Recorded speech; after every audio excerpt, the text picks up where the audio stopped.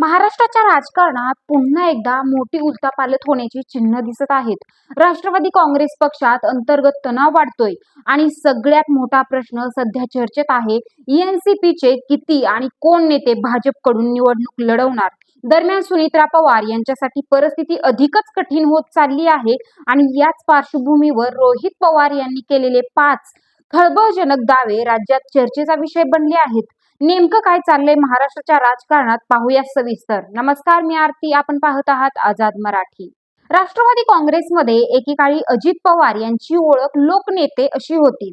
पक्षातील प्रत्येक नेत्याला, कार्यकर्त्याला सांभाळण्याची त्यांची शैली वेगळी होती. पण आता परिस्थिती बदलताना दिसते. पक्षात पार्थ पवार यांचा प्रभाव वाढल्याची चर्चा आहे आणि त्यांच्या निर्णयांमुळे काही जुने नेते नाराज असल्याचं बोललं जातंय.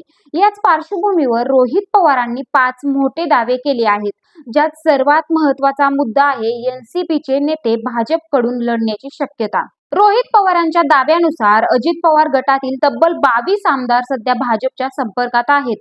हे आमदार आगामी निवडणुकीत भाजपच्या तिकिटावर किंवा चिन्हावर लढू शकतात.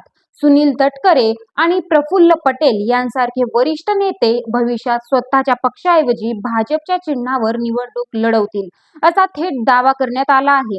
म्हणजेच एनसीपी मधील 20हून अधिक आमदार, काही मोठे नेते भाजपकडे वळू शकतात, अशी सध्या जोरदार चर्चा सुरू आहे. तसेच रोहित पवार यांच्या दाव्यानुसार शिंदे गटावरही परिणाम होण्याची शक्यता आहे. एकनाथ शिंदे यांच्या गटातील जवळपास 18 आमदार देखील भाजपच्या चिन्हावर लढण्याच्या तयारीत असल्याचा दावा आहे. तसेच रोहित पवारांनी असा दावा केला आहे की भाजप आपल्या मित्र पक्षांनाच आतून कमकुवत करत आहे, असा आरोप करण्यात आला आहे.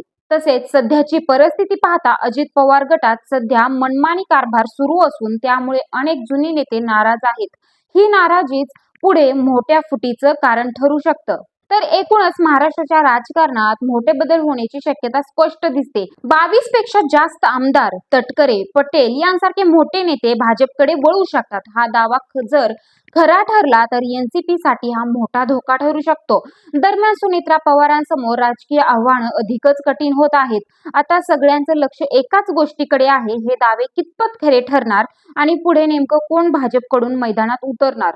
तुमचं मत काय, कमेंटमध्ये नक्की सांगा आणि अशाच अपडेटसाठी चॅनलला सबस्क्राईब करायला विसरू नका. धन्यवाद.